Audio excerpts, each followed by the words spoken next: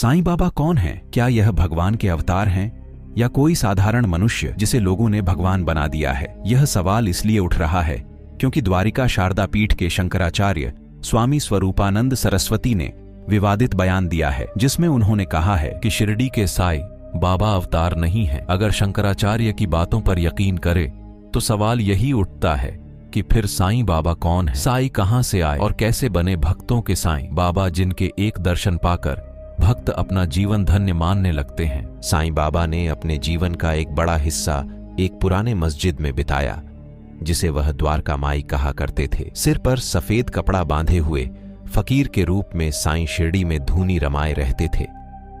इनके इस रूप के कारण कुछ लोग इन्हें मुस्लिम मानते हैं, जबकि द्वारिका के प्रति श्रद्धा और प्रेम के कारण कुछ लोग इन्हें हिंदू मानते हैं। लेकिन साईं ने कबीर की तरह कभी भी अपने को जाति बंधन में नहीं बांधा। हिंदू हो या मुसलमान, साईं ने सभी के प्रति समान भाव रखा और कभी इस बात का उल्लेख नहीं किया कि वह किस जाति के हैं। साईं ने हमेशा मानवता, प्रेम और दयालुता को अपना धर्म माना। जो भी इनके पास आता उसके प्रति बिना भेदभाव के उसके प्रति कृपा करते। साईं के इसी व्यवहार ने उन्हें शिरडी का साईं बाबा और भक्तों का भगवान बना दिया। हालांकि साईं बाबा का साईं नाम कैसे पड़ा, इसकी एक रोचक कथा है। कहा जाता है कि सन 1864 में पहली बार साईं बाबा शिरडी में दिखाई दिए। उस समय बाबा की उम्र लगभग 16 वर्ष थी। शिरडी के लोगों ने बाबा को पहली बार एक नीम के वृक्ष के नीचे समाधि में लीन देखा।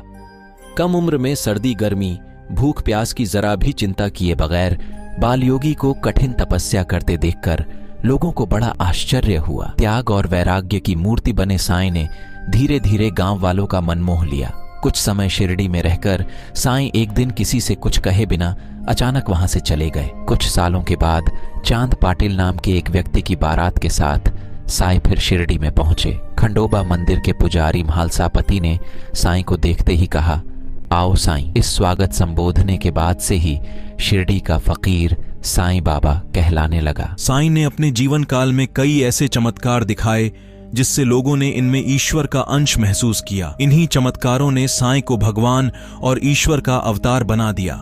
लक्ष्मी नामक एक स्त्री संतान सुख के लिए तड़प रही थी। एक दिन साईं बाबा के पास अपनी विनती लेकर पहुंच गई। साईं ने उसे उदी यानी भभूत दिया और कहा, आधा तुम खा लेना और आधा अपने पति को दे देना। लक्ष्मी ने ऐसा ही किया। निश्चित समय पर लक्ष्मी गर्भवती हुई। साईं के इस चमत्कार से वह साईं की भक्त बन गई और जहां भी जाती साईं बाबा के गुण गाती। साईं के किसी विरोधी ने लक्ष्मी के गर्भ को नष्ट करने के लिए धोखे से गर्भ नष्ट करने की दवाई दे दी। इससे लक्ष्मी को पेट में दर्द एवं रक्तस्राव होने लगा। लक्ष्मी साईं के पास पहुंचकर साईं से विनती करने लगी। साईं बाबा ने लक्ष्मी को उदी खाने के लिए दिया। उदी खाते ही लक्ष्मी का रक्तस्राव रुक गया और लक्ष्मी को सही समय पर संतान सुख प्राप्त हुआ।